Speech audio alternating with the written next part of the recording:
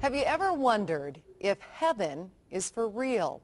Well, after a brush with death, a young boy may have the answers millions of us are looking for. Was his vision real or something he dreamed? Well, you can decide for yourself.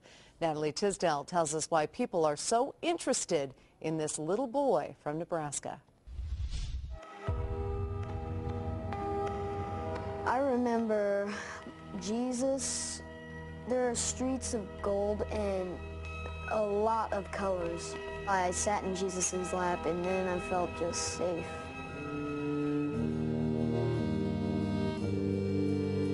It sounded like a story dreamed up by a little boy, but to understand what Colton Burpo said, you have to hear what he did. It all started on a trip to Colorado. Colton complained of a stomach ache, a trip to the doctor, diagnosis, the flu.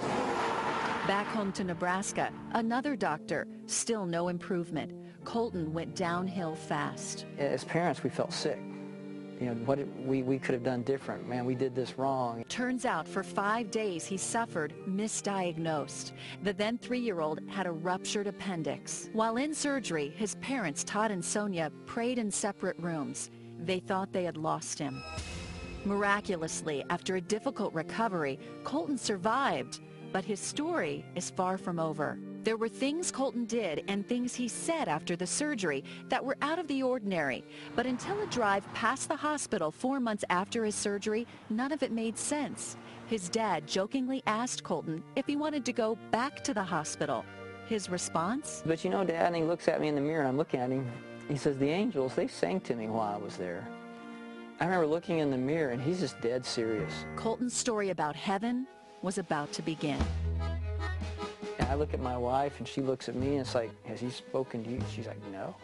Her eyes are about probably as big as mine and I'm sitting here going, he's never talked to me about angels before. While in heaven, Colton says he saw many things and met many people, including Pop, his great-grandfather who died 30 years before Colton was born. But Colton says he didn't look like the photo in his house. A picture sent months later by his grandmother was more like the man he met, a young man without glasses. And perhaps the most shocking part of Colton's story. Stands right in front of his mom and is like, Mom, I have 2 sisters. But he only has one sister. You had a baby die in your tummy, didn't you, Mom? His parents never told him about the miscarriage. She looked familiar and then she started giving me hugs and telling me that she was glad to have someone from her family up there. Over time, this young man's visions became more real, from his description of Jesus to his talks with God, even a discussion about Armageddon. I actually got a glimpse of it.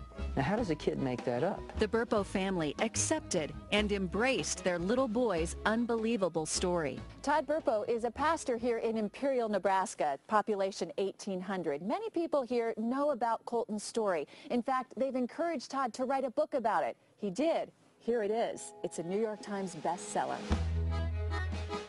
It wasn't something Todd wanted to do or even knew how to do, but he did exactly what he did the night Colton laid on that table near death.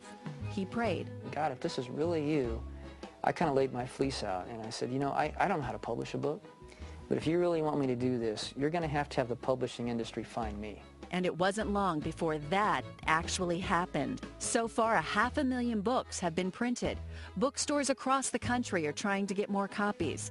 They're on ebook readers, audio tape. There's even talk of a movie. It's a lot for this small-town family. We never imagined it to go where it is. There's a peace I've come to know. As for Colton, he's a pretty straightforward 11-year-old.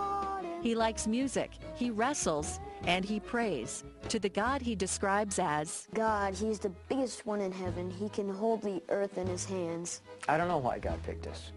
We're just normal people, but God did a remarkable miracle for us. Natalie Tisdale, Fox 31 News. Wow. So, what do you think? You know what? I think that little kids can't make up some things. I'll tell you what. I believe it for one reason. This is the latest in a long line of stories I've heard, starting with my own mother, who had a near-death experience. Yeah, absolutely. And said to me when I was a little kid basically the same thing. And I've heard many stories like that. It's amazing. Who are we to say it's No, absolutely. And I want to hear more from the little boy. That's a fascinating story. Have to get the book. That is a great story. Great story. All right, we're into another cold night out there. Currently out of DIA officials.